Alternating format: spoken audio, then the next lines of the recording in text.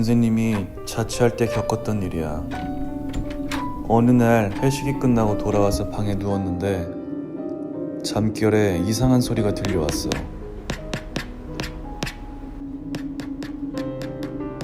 불을 켜고 주위를 둘러봤지만 아무것도 없었지.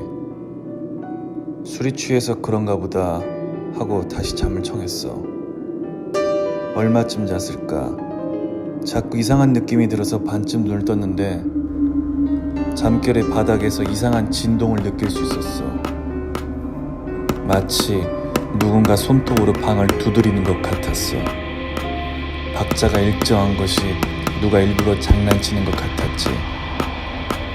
그러고는 소리가 사라졌어. 뭔가 이상했지만 너무 피곤해서 다시 깊은 잠에 빠져버렸어.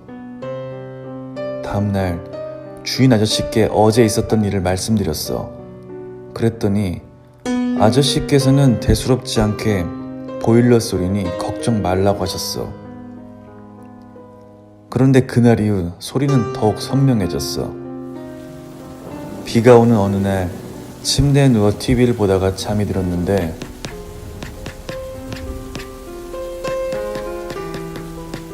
아저씨 말대로 보일러가 잘못되었나 싶어서 버튼을 누르러 가려다 생각해보니 난 보일러를 튼 적이 없었어.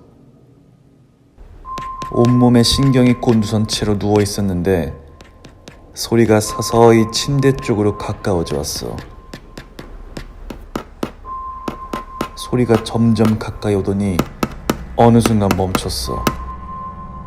역시 또 멈추는구나 싶어서 잠이 들려고 했는데 마치 내가 안심하는 순간을 노렸다는 듯이 익숙한 소리가 머리맡에서 났어. 심지어 소리는 빠르게 좌우로 움직이기 시작했지.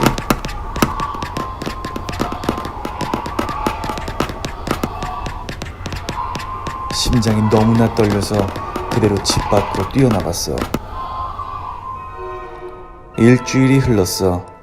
어느 날 우연히 주인 아저씨가 하는 말을 엿듣게 되었는데 내 아랫집이었던 202호의 새끼 고양이가 한 마리 죽어 있었다는 거야.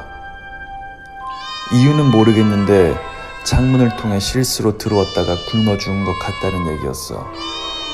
순간 정체불명의 소리가 고양이였겠구나 하는 생각이 들었어. 그런데 이야기를 듣다 보니 알게 되었어. 고양이가 죽은 지 한 달이 넘었다는 사실을. 죽은 고양이가 혹시 밤마다 내게 밥을 달라고 했던 건 아닐까. 집을 나서는 길 뒤를 돌아보니 현관 쪽에서 검은 그림자가 나를 지켜보고 있었어. 바닥을 천천히 긁으면서.